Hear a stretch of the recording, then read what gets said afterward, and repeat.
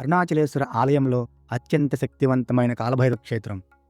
తిరువన్నామలై అరుణాచలం రాజగోపురం నుండి రెండవ గోపురం గుండా లోనికి ప్రవేశించగానే 20 అడుగుల తర్వాత క్యూలైన్ నుండి బయటికి వస్తే ఎడమవైపు బ్రహ్మతీర్థానికి ఆనుకుని ఉంటుంది పరమశివుని అవతారమైన శ్రీ కాలభైరవ ఆలయం.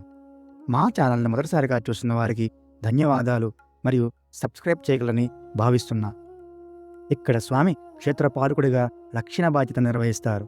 ప్రతి మహాశివరాత్రి మరియు అష్టమి తిథులలో, ముఖ్యంగా మహాదీపం సమయంలో భైరవునికి అభిషేకాలు, విశేష పూజలు జరుగుతాయి.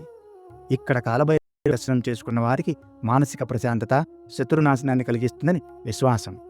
నాకు ఒక సాధువు బ్రహ్మతీర్థంలో బాతులకు ఆహారం పెట్టమని చెప్పారు. అప్పటి నుండి వెళ్ళినప్పుడు నాకు తోచిన ఆహారం పెడుతూ ఉంటాను. నాకు తెలిసిన పురాతన దేవాలయాలను సందర్శించి మీకు చెప్పే ప్రయత్నం చేస్తున్నా. అలాగే మీకు తెలిసిన ఆలయాలు తెలిస్తే నాకు కామెంట్ రూపంలో తెలియజేయగలరు. ఓం అరుణాచల శివ.